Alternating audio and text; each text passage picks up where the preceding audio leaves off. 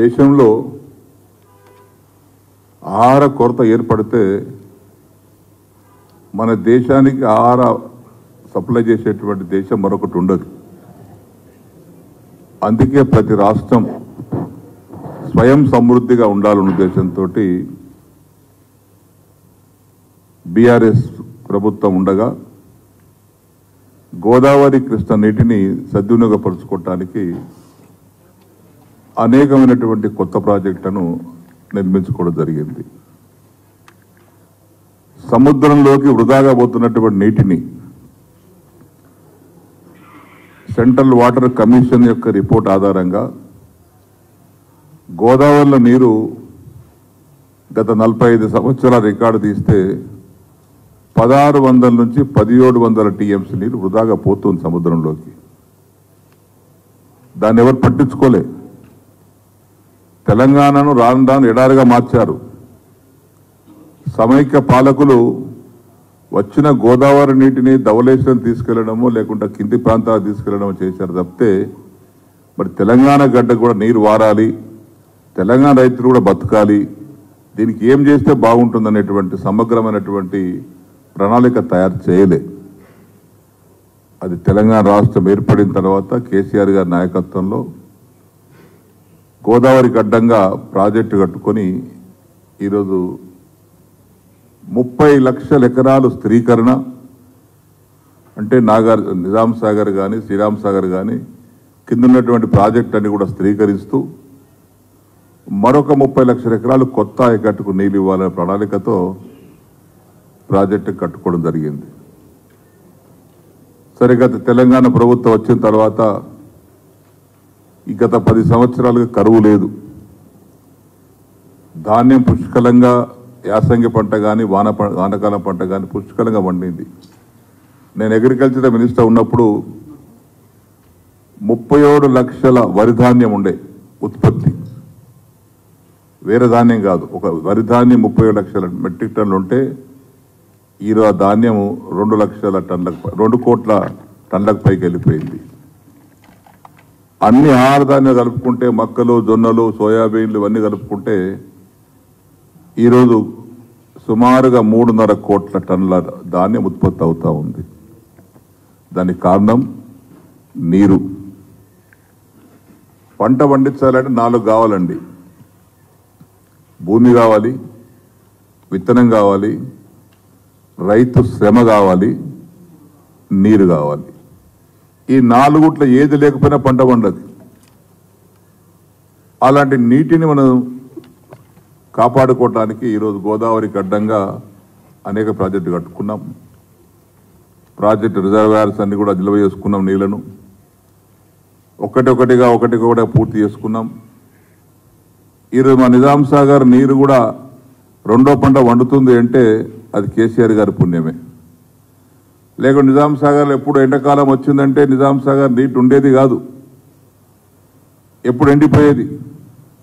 అది కొండపోచమ్మ సాగర్ ద్వారా కానీ ఇతర ప్రాంతాల ద్వారా కొండపోచమ్మ సాగర్ నుంచి నిజాం సాగర్ నీళ్ళు తెచ్చుకొని ఈరోజు నిజాం సాగర్ కింద 1,30,000 ఎకరాలు నిజాం సాగర్ కింద 2వ పంట పండిస్తున్నాం.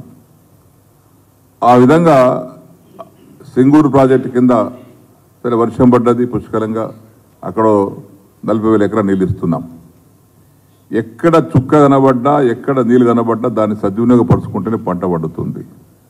నేను చెప్పిన ప్రకారంగా 4 అవసరం కాబట్టి ఈ 4 రెడీ ఉన్నాయి. విత్తనం రెడీ ఉంది, రైతు శ్రమ తయారు రెడీ ఉంది, భూమి రెడీ ఉంది. 4వది కావాల్సింది వాటర్, నీరు. నీరుంటే రైతు కష్టపడి కోట్లాది రూపాయల పంట పండిస్తాడు, టన్నుల కొద్ది పంట పండిస్తాడు. కానీ ఈ ప్రభుత్వానికి ఎందుకో మరి వచ్చినప్పటి నుంచి 40 రోజులు అయిపోయింది, ఆరోపణలు చేయడం తప్పితే ఆలోచన చేస్తలేరు. ఆలోచన చేసి సరే మీరు కాళేశ్వరం గురించి మాట్లాడారు, ఎంక్వైరీ చేసుకోండి. దాని గురించి పొద్దున్న దాకా మాట్లాడేది అవసరం లేదు. జ్యుడిషియల్ ఎంక్వైరీ అన్నారు, చేసుకోండి, మేము స్వాగతిస్తున్నాం. కానీ ఎక్కడైతే రిజర్వాయర్స్ నీళ్లు ఉన్నాయో వాటిని ఎక్కడ ఏ ప్రాంతానికి ఇవ్వాలో ఆలోచన చేయండి. ఇప్పుడు ఒక్క టీఎంసీ నీరు నేను అనుభవానికి చెప్తున్నాను. 47 సంవత్సరాలుగా ఈ ఇరిగేషన్ ప్రాజెక్టుల మీద అనుభవం నాకు ఉంది. ఒక్క టీఎంసీ నీరు సద్వినియోగపరుచుకుంటే 10,000 ఎకరాల పంట పడుతుంది. వరి పంట అయితే అది ఆరుతడి పంట అయితే 15,000 ఎకరాలు పడుతుంది. ఇవాళ వరి పంటకి అలవాటు పడ్డటువంటి రైతాంగాన్ని నీరిస్తే ఈరోజు మల్లన్న సాగర్లో 13.81 TMC ఈరోజు ఉంది. అనంత సాగర్లో 1.5 TMC ఉంది. రంగనాథ్ సాగర్లో 1.5 TMC ఉంది. అన్నపూర్ణ రిజర్వాయర్లో 2 TMC ఉంది. కొండపోచమ్మ సాగర్లో 8 TMCలు ఉన్నాయి. ఇంక ఇది కాకుండా పైనుంచి కూడా కొత్తగా నీరు వస్తూనే ఉన్నాయి, ఇన్ఫ్లోస్ వస్తూ ఉన్నాయి. ఈ 27-30 TMCల నీటిని మీరు ఈ యాసంగిలో పంటకు ఇస్తే దాదాపు 2.5 నుంచి 3 లక్షల ఎకరాల పంట పడుతుంది. ఈరోజు నీళ్ళు వదిలిపెట్టకుండా నిర్ణయాలు తీసుకోకుండా పొలాలన్నీ పడవ పెట్టారు. ఏం కోపం ఇది? దేనికోసం? రైతుల మీద కోపమా? ఎవరి మీద కోపం ఇది? ఉంటే మా మీద కోపం ఉండదు, చూద్దాం. జుడిషియల్ ఎంక్వైరీ అయిపోతే ఎవరి మీద తప్పుందో తేల్తారు, శిక్షించబడతారు. కానీ రైతాంగాన్ని కాపాడండి. ముందుగా రైతులు నీళ్ళు ఇవ్వండి. రైతులు పంట పండిస్తారు. యాసంగి టైం అయిపోతూ ఉంది. ఇప్పుడే కొన్ని ప్రాంతాల్లో నాట్లు కూడా అయిపోయినాయి. దయచేసి ఇప్పటికైనా తొందరలో నిర్ణయం తీసుకొని ఏ ప్రాజెక్టుకి ఎంత నీళ్ళు ఉన్నాయో మీకు తెలుసు. మా దగ్గర రికార్డు మీ దగ్గర ఉంటే అధికారులు చెప్తారు. ఆ రికార్డు ప్రకారంగా నీటిని నిల్వను దృష్టి పెట్టుకొని ఆయకట్టుకు నీరు విడుదల చేయండి. పుష్కలంగా పంట పండిస్తారు. రెండో పంట కూడా వండుతుంది. ఇప్పటికే ఈ సంవత్సరం యాసంగి పంట దిగుబడి తగ్గుతుందనేది అంచనా వేస్తా ఉన్న అగ్రికల్చర్ డిపార్ట్మెంట్ వారు. దిగుబడి తగ్గనీయకండి. ఎంత వీలైతే అంత దిగుబడి పెంచే ప్రయత్నం చేయండి. అంతేగాని రోజు ఢిల్లీలో పోయినా అదే మాట, హైదరాబాద్లో వచ్చినదే మాట. కాళేశ్వరం ప్రాజెక్ట్ అట్లా అయింది, కాళేశ్వరం ఇట్లా అయింది. ఏదెట్లా అయిందో తెలుస్తుంది కదండి. ఎక్కడ జరిగిందో పొరపాటు తెలుస్తుంది కదా.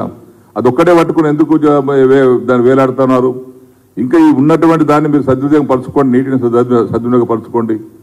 నీటిని వదిలిపెట్టండి. ఇన్ని ప్రాజెక్టులు నీళ్ళు ఉన్నాయి, లేక కాదు. అక్కడ కాలువలు రెడీ ఉన్నాయి, వదిలిపెట్టండి. ఎంతవరకు నీళ్ళు ఇవ్వగలుగుతారో అంతవరకు నీళ్ళు ఇవ్వండి. ధాన్యం ఒకవేళ కొరత ఏర్పడితే మీరు ఏం చేయలేరు. ధాన్యం అనేది రైతు పండిస్తేనే ధాన్యం. దాన్ని మాయామంత్రం వేస్తే ధాన్యం తయారు కాదు. దయచేసి ఇప్పటికైనా రాష్ట్ర ప్రభుత్వం, ఇరిగేషన్ శాఖ మంత్రి గారు కానీ, ముఖ్యమంత్రి గారు కానీ, అధికారులు కానీ దయచేసి వెంటనే నిర్ణయం తీసుకోండి. ఏ ప్రాజెక్టు ఎన్ని నీళ్లున్నాయో వాటిని సత్వరంగా వదిలిపెట్టి రైతుకు పంట పండించడానికి అవకాశం కలిగించండి. దానివల్ల రైతు బాగుపడతాడు, మీకు కూడా మంచి పేరు వస్తుంది. లేకపోతే నీళ్ళుంచుకొని నీళ్ళు ఇవ్వలేదనేటువంటి చెడ్డ పేరు మీకు వస్తుంది, అపనామం వస్తుంది మీకు. అది గుర్తుపెట్టుకోండి. ఇప్పుడు నిజాం సాగర్ నీళ్లున్నాయి, మేము వదిలించిన మొన్న. ఎందుకంటే ప్రతి సంవత్సరం లాగా నీళ్ళు తక్కువ ఉండేటి, ఈ సంవత్సరం కొద్దిగా ఎక్కువ ఉన్నాయి.